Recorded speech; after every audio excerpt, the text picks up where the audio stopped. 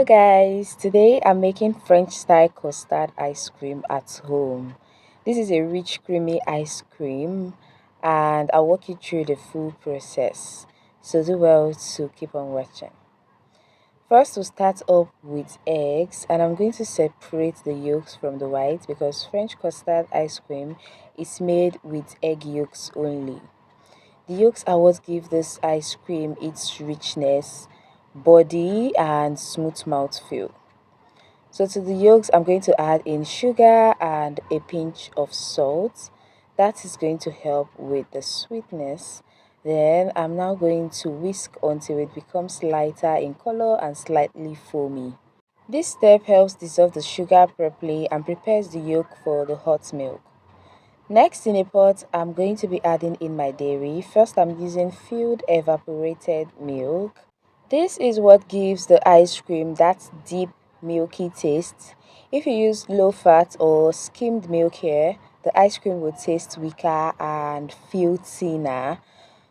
So ensure that when you're getting your milk, you're getting filled evaporated milk, okay?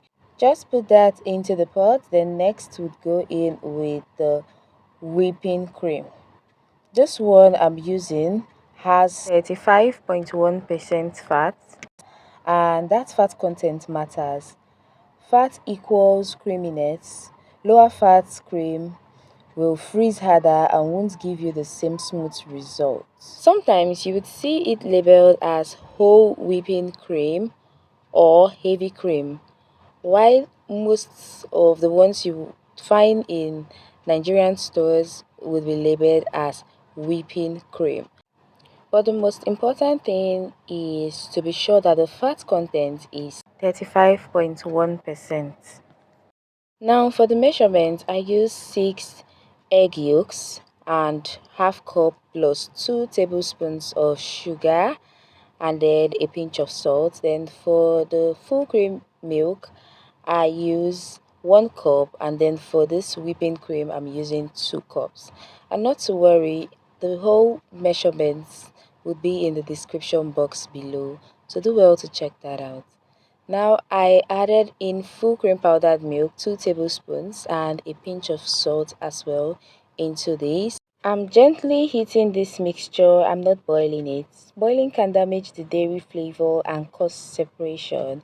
I just want it hot enough to steam. You should see bubbles in it as well and ensure you're doing that on medium heat. Next, scoop out 1 cup of the hot milk and gently pour the hot milk into the egg mixture while whisking consistently. This step is called tampering. It prevents the egg from scrambling and helps everything combine slowly. Once combined, return everything into the pot and cook this custard on low heat, stirring consistently. The custard is ready when it lightly coats the back of a spoon. If you draw a line with your finger and it stays, it is ready. This thickness is what gives French ice cream its dense and creamy texture. Next, I'm going to go in with 2 tablespoons of condensed milk and then I would also add in vanilla extract and I'm using 2 teaspoons of that. Next would be liquid glucose and I'm using 1 tablespoon. The glucose is going to help control ice crystals. It improves the texture and make the ice cream smoother and it helps it stay scoopable instead of freezing like ice. After adding that in, I'm going to also add in butter, not margarine, okay? Add in 1 tablespoon of that and keep on mixing until everything mixes properly and is completely dissolved. Then you take that off the heat immediately and strain it through a sieve. This would remove any bits and make it perfectly smooth. Cover the custard directly on the surface with cling film. This prevents a skin from forming and keeps the custard silky smooth. Now, another very important part is to put this into the fridge first. It should stay in the fridge for about 2 to 4 hours. But if you don't have a fridge or your fridge is not cool enough, you can do the ice bath method. So put in some ice and cold water into a bigger bowl. Then now you place the custard bowl on top of it. Let it cool in the ice bath for 30 to 45 minutes. Every 8 to 10 minutes, gently lift the cling film, give the custard a slow stir, then cover it back immediately on the surface. This helps the custard cool evenly and prevents condensation or skin from forming. You know this ice cream is made with egg yolks, so putting it straight into the freezer while it's still warm can affect both the texture and the structure.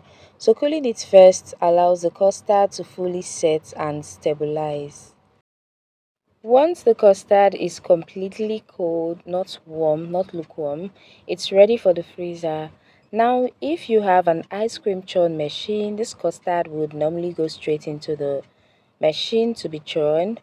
But if you don't have a churn machine, you put this into the freezer for 1 hour, then bring it out and break the crystals. You cover with the cling film, put it back into the freezer. Now you repeat this for 3 times. This steps helps compensate for the lack of churning and improves the final texture. Churning adds air and controls ice crystals, which make the ice cream smoother and lighter. And this is also an alternative to that, okay? Once you're done with this step, next you would put this into a container. For best result, your freezer should be set between minus 18 degrees C and minus 20 degrees C. Cover that with a cling film. This recipe requires lots of cling film though, and then you freeze for at least 12 hours. This is French custard ice cream. So the final result is rich, dense, creamy, and slow melting. It has a smooth premium dessert feel rather than a light or icy texture. So I just want to put that out, okay? So your expectations matches the results.